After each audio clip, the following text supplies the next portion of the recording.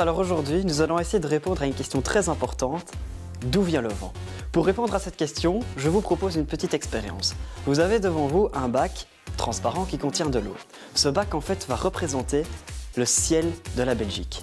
Avec d'un côté l'ouest, avec la mer du Nord, et de l'autre côté de votre bac, il y aura par exemple les Ardennes situées à l'est de la Belgique. D'un côté de la Belgique, on va faire comme s'il faisait chaud. Et pour ça, on va utiliser les mêmes couleurs qu'à la maison, le robinet. Quand on tourne vers la couleur rouge, c'est souvent, ça veut dire que c'est chaud. Donc on utilisera du colorant rouge pour dire qu'il fera plus chaud et du colorant bleu pour dire qu'il fera plus froid. D'un côté du bac d'eau, nous ajouterons 2 glaçons et le colorant bleu pour représenter l'air froid.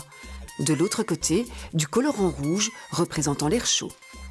Je suppose que vous êtes en train d'observer que le colorant bleu et le colorant rouge n'évoluent pas de la même manière.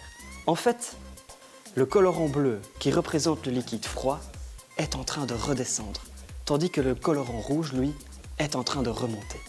Lorsque le colorant bleu arrive en bas, il ne reste pas sur place. Il se dirige vers la zone où il fait plus chaud. Tandis qu'en altitude, en haut du bac, le colorant rouge qui a remonté ne va pas rester au même endroit, il va se diriger vers la zone plus froide. Le colorant bleu, qui représente l'air froid, en fait, il est plus lourd. C'est pour ça que vous le voyez tomber, descendre, couler. L'air froid est donc plus lourd et se dirige vers le bas. Lorsqu'il arrive en bas, il va se diriger vers une zone plus chaude, là où il y a le colorant rouge. Et le colorant rouge lui-même, il est en train de remonter. Ça veut dire que l'air, qui est plus lourd, descend et va se diriger ensuite vers une zone où il fait plus chaud.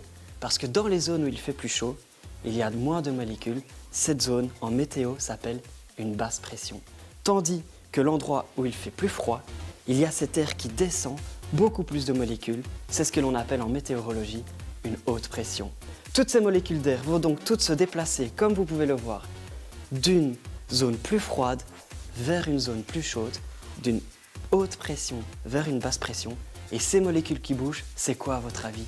Qu'est-ce que c'est que ces molécules qui bougent? C'est le vent. Cette expérience nous a permis de comprendre la circulation atmosphérique. L'air froid descend, se dirige ensuite vers une zone plus chaude où il y a basse pression. Et cet air qui bouge, c'est tout simplement le vent. Le vent va toujours d'une zone froide vers une zone chaude. Au revoir!